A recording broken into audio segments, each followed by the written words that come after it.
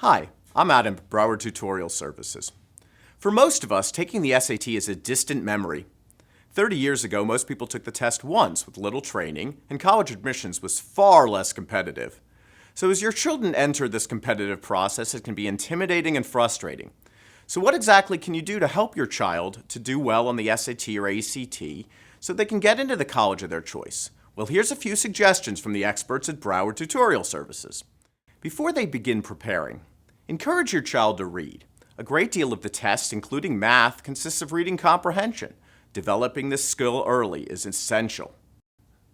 Push your child to retain basic concepts. Parents and teachers alike take for granted as their students move to higher level material, they retain the basic material that they learned the year before. This isn't necessarily true.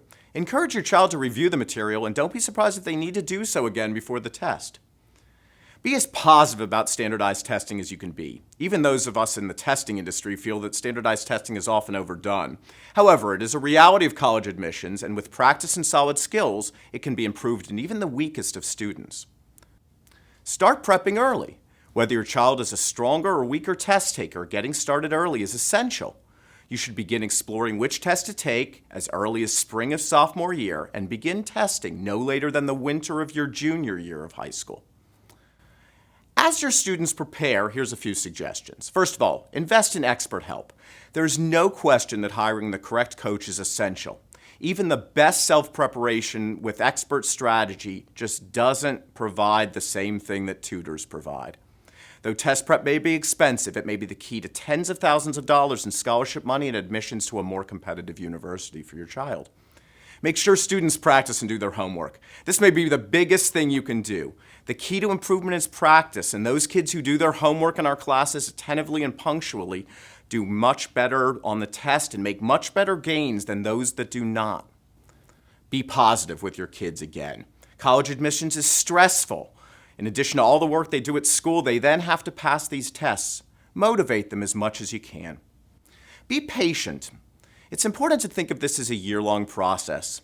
Few of us do anything well the first time we attempt it, and continued practice will build strong skills and increased confidence for your child. Try not to compare your kids with their siblings or peers. Each child is different. Some kids are simply weak test takers, while others are missing key math or grammar skills. Because of this, it's important that you work with someone who can diagnose your child's individual strengths and weaknesses. Be realistic. The two biggest myths we hear are that scores do not go up with practice and that scores will shoot up by 10 points after 2 hours of prepping. Neither is generally true. Slow progress is the norm, and for the vast majority of kids across the country, their high score was on the second or third attempt. When your child gets the score back, what should you do as a parent? Well, first, have an expert analyze the results. There's a lot to be gleaned from a score report. Both SAT score reports and ACT score reports have new score indexes, and figuring them out can be scary. Get some help. Find out how your child felt during the test. You'd be shocked at how many poor scores have resulted from hot testing rooms, untimely headaches, or seatmates with whooping cough. Ask how things went. Was your child nervous? Did they space out? These questions can reveal a lot. If you're not happy with the score, don't give up. It can be discouraging to see your child prepare and not improve. But there's no single pattern of improvement, so it's vital that they keep practicing. Many kids don't do well the first or even the second time, but then do fantastically. And a rare student or two have actually achieved a dynamite score in their 5th or 6th attempt. Remember, in the end, colleges will use your highest score. So these are some things that you can do to help your child as they work through the testing process. Please know that we at Broward Tutorial are here to help you.